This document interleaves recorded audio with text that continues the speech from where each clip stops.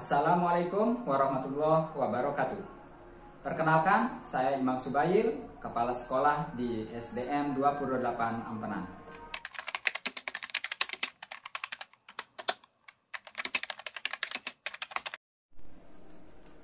Dilema etika dan rujukan moral. Selama ini yang saya lakukan di sekolah untuk mengidentifikasi kedua hal tersebut adalah yang pertama itu saya ini mempelajari apa kasus, seperti apa bentuk kasus yang ada di sekolah tempat saya bertugas. Kemudian setelah saya pelajari, saya amati di mana salahnya, kemudian di mana benarnya. Itu yang selanjutnya.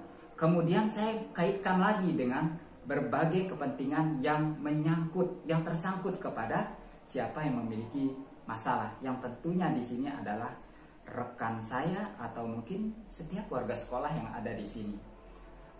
Setelah itu tentunya saya tidak menggunakan praktis menggunakan bagaimana yang saya pahami awal atau bagaimana pengamatan saya, maka saya membutuhkan di sini ada semacam diskusi dengan guru yang bersangkutan. Maka saya memanggilnya, kemudian di sana bahkan ada klarifikasi dan sebagainya. Di sanalah guru atau rekan saya bekerja di sini menyampaikan kepentingannya untuk apa sehingga melakukan kasus-kasus tersebut.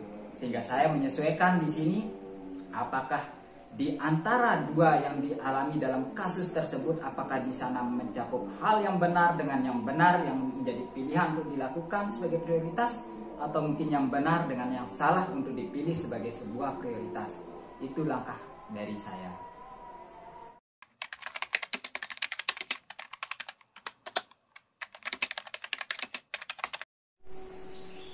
Ya, dalam berbagai kasus itu tentunya di sini dibutuhkan adalah ada dari sisi kemanusiaan dan sebagainya, terutama untuk hal-hal seperti yang menyangkut kasus tersebut tentang di antara dua kepentingan. Nah, kepentingan jadi tidak selalu dalam sebuah kasus itu di antara pilihan kepentingan antara benar dan salah, tetapi ada juga kepentingan yang benar melawan dengan kepentingan yang benar. Nah, untuk kasus tersebut, permasalahan seperti itu yang biasa kita kenal dengan dilema etika ini ya. Nah, di sini bagaimana saya mengambil keputusan dalam hal ini, seperti yang saya sampaikan tadi, disinilah dibutuhkan toleransi ataupun sisi kemanusiaan kita begitu berperan di sini. Kita harus merasa bahwa seolah-olah rekan kita ini kita menjadi dia. Itu kita harus memiliki salah satu sifat, yaitu memiliki rasa empati di sini. Nah, dengan begitu kita berdiskusi lebih jauh dengannya untuk mengetahui baik itu dari seperti apa keputusan-keputusan itu, seperti apa kepentingan-kepentingan itu, baik yang benar yang satuan maupun kepentingan benar yang lainnya, seperti apa itu kita dalami, kemudian kita pertanyakan apa alasan sehingga kedua kepentingan itu benar, sehingga nantinya kita bertanya lagi kepada rekan itu. Jadi saya bertanya lagi kepada rekan saya, kira-kira yang mana sih yang untuk ini ya prioritas gitu untuk diambil?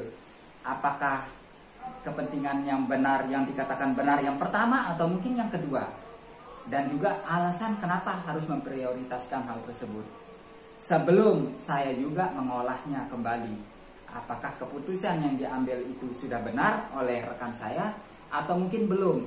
Dan kalaupun setelah saya olah itu benar, maka kita menyepakatinya untuk tentunya di sini ada rambu-rambu dalam bagaimana menjalankan agar yang namanya ini kan keputusan yang benar, dua-duanya benar, sehingga bisa dijalankan gitu.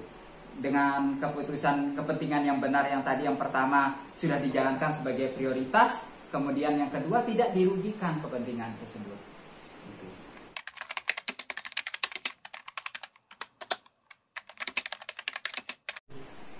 Jadi secara rincinya bagaimana langkah-langkah dalam mengambil keputusan tersebut adalah yang pertama tentunya di sini sebelum saya memanggil juga saya harus mengetahui terlebih dahulu seperti apa permasalahan itu, kemudian saya dalami lagi apakah memang benar ini adalah kepentingan yang benar, kedua-duanya adalah kepentingan yang benar, sebelum nantinya yang pada langkah selanjutnya adalah saya memanggil, kemudian saya tidak memanggilnya, saya tidak dalam bentuk ini ya, dalam bentuk sebuah musyawarah bersama teman-teman lain atau dalam sebuah forum gitu ya, forum diskusi dengan yang lain, tetapi lebih kepada bagaimana berdiskusi dengan yang ini, yang memiliki kasus tersebut. Jadi sana saya saya tertutup model diskusinya dengan yang memiliki kasus tersebut.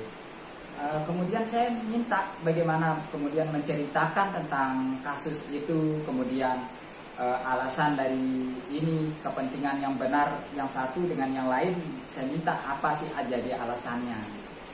Setelah itu baru kita putuskan bersama. Jadi saya tidak memutuskan secara sendiri, melainkan keputusan yang kita ambil adalah keputusan yang bersama, tentunya didasari dengan rasa kemanusiaan yang saya miliki.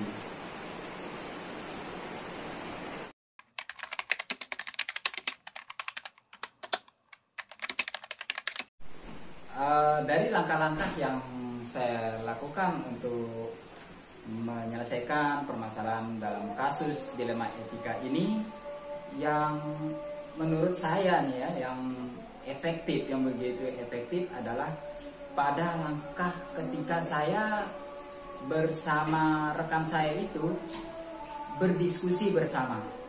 Ya, jadi berdiskusi bersama artinya dengannya saja, tidak dengan yang lain lagi gitu. Sehingga di sana tentunya ada saling memahami perasaan, kemudian juga tidak sampai mengalami ketersinggungan gitu. Dan juga ini bisa mengakibatkan diskusinya bisa lebih terbuka apa yang disampaikan oleh rekan saya. Dengan keterbukaan tersebut saya bisa memahami lebih jelas lagi apa permasalahan yang dihadapinya.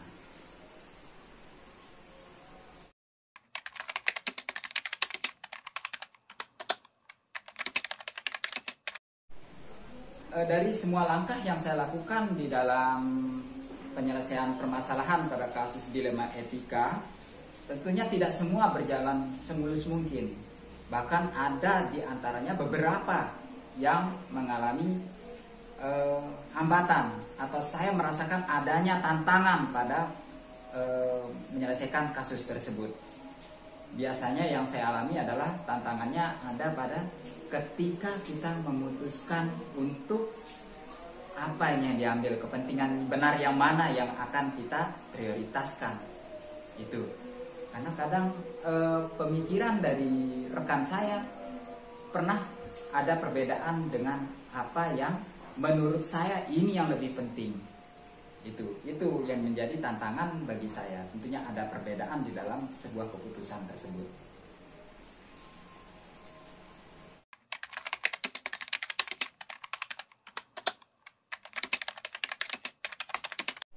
Dalam menyelesaikan permasalahan yang termasuk kasus dilema etika,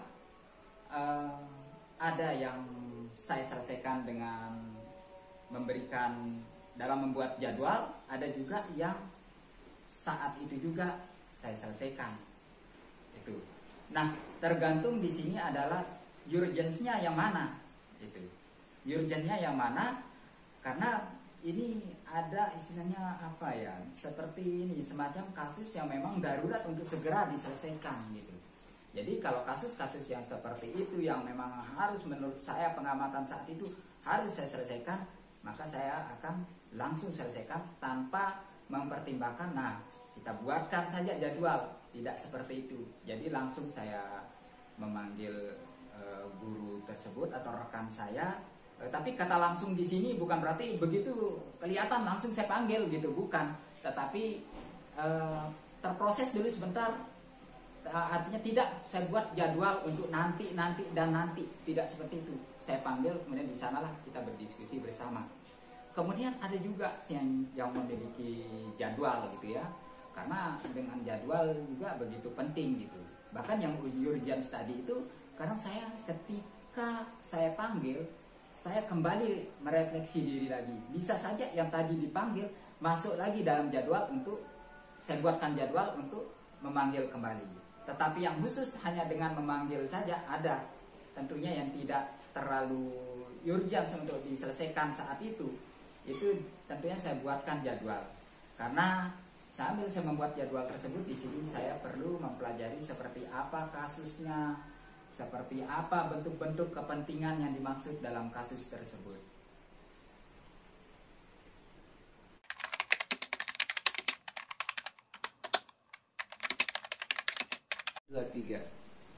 Setiap keputusan yang saya ambil dalam mengatasi permasalahan yang termasuk pada kasus dilema etika ini, ada yang merupakan faktor-faktor pendukung bagi saya.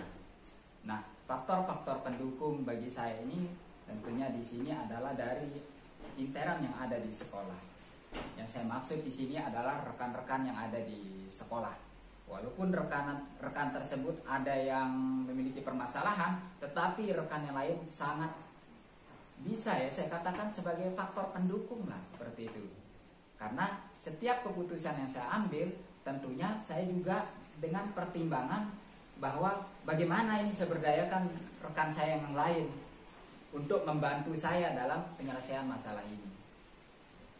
Bukan berarti bahwa rekan yang lain adalah mengetahui permasalahan secara keseluruhan, apa yang sudah terbuka dari rekan yang memiliki permasalahan tadi. Bukan seperti itu. Tetapi bagaimana dalam menjalankan sebuah keputusan yang kami tetapkan bersama untuk menentukan mana yang sebagai prioritas, itu tentunya juga dengan pertimbangan bahwa bisa saling mengisi nantinya ketika ada kepentingan benar yang tidak kita prioritaskan, itu bisa saling mengisi dengan rekan yang lain. Seperti itu masukan yang ada dari faktor pendukung yang berupa sumber daya manusia, yaitu rekan-rekan saya yang lain.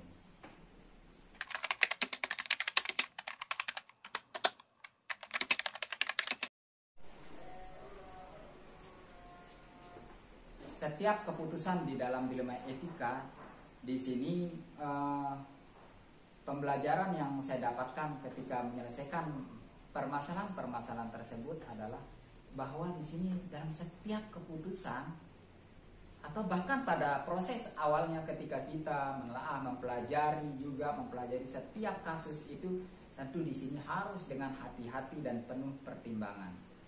Ini yang paling penting, hati-hati dan penuh pertimbangan. Jadi tidak dengan emosi yang benar-benar aktif, emosi negatif yang kita miliki untuk begitu aktif untuk tidak membaca bagaimana ini yang sebenarnya kasus tersebut. Karena mengenai keterhati-hatian maupun pertimbangan yang tepat ini adalah menyangkut juga dengan rekan kita yang memiliki permasalahan tersebut. Kemudian juga bagaimana di sini kesepakatan kita bersama dalam menjalankan sebuah keputusan yang kita tentukan bersama. Dari tadi saya sudah sampaikan tentang bagaimana sebuah dilema etika yang terjadi di sekolah saya, akan tetapi belum masuk kepada contoh. Sekarang saya sampaikan tentang contoh lah gitu ya, peristiwa apa yang terjadi di sekolah saya ini yang berkaitan dengan ini permasalahan dilema etika. Jadi tentu saya pernah mengalami ini. Siapapun mungkin pernah mengalami ini. Gitu.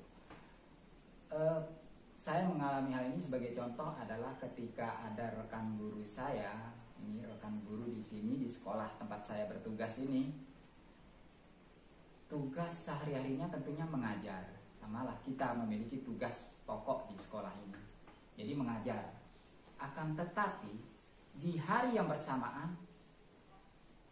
ini hubungannya dengan keluarganya. Dia sakit anaknya. Kemudian anaknya ini yang sakit ini, jadi tidak sekadar obatin saja gitu ya. Tapi yang namanya anak-anak apalagi umur 2 tahun tentunya kadang butuh sekali, bahkan banyak sekali yang membutuhkan ada terutama sosok ibu. Itu keberadaan ibu di dekatnya pada saat sakit, biar nanti Dan ibu tentunya harus mempertimbangkan ini sebaik mungkin. Jangan sampai ya abaikan saja gitu.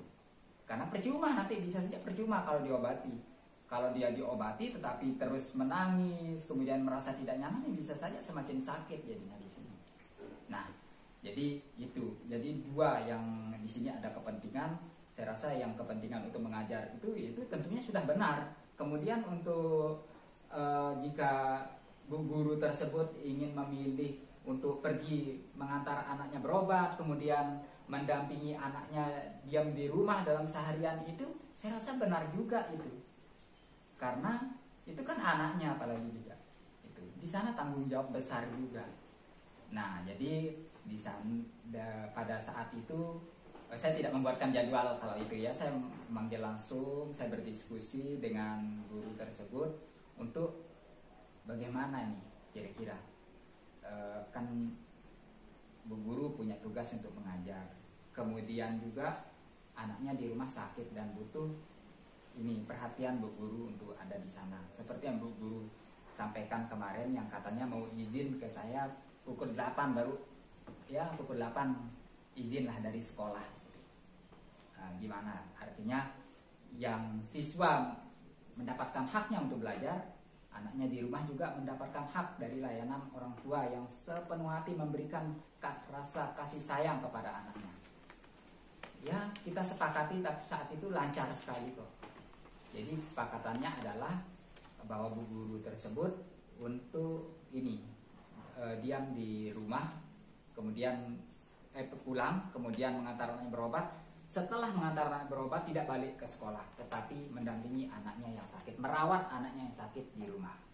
Kemudian ini kan ada siswa di sini yang ya kalau dibiarkan gitu saja terlantar gitu. Jadi di sini saya kerjasama sama teman-teman di sini. Jadi bentuknya adalah saling mengisi. Dan ini memang sudah ada kami kesepakatan awal gitu ya. Ketika ada teman yang berhalangan hadir, kita saling mengisi di sini. Sehingga pada saat itu saya memanggil guru-guru siapa nih yang tidak punya jam di jam pertama. Kemudian itu yang mengisi kelas di guru yang tadi itu yang mengisi di jam pertama.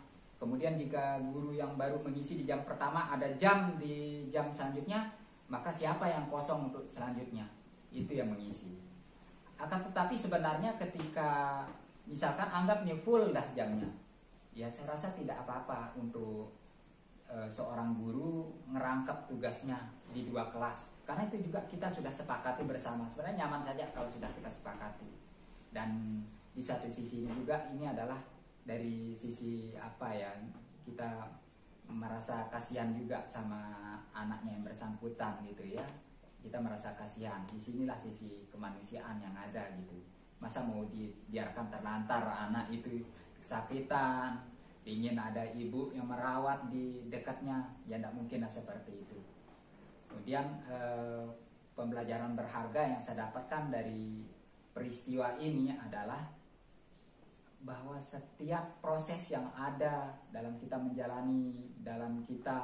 menjalani profesi kita nih ya, baik sebagai guru atau saya sebagai kepala sekolah, tentunya nanti ada hambatan-hambatan yang kita akan hadapi gitu.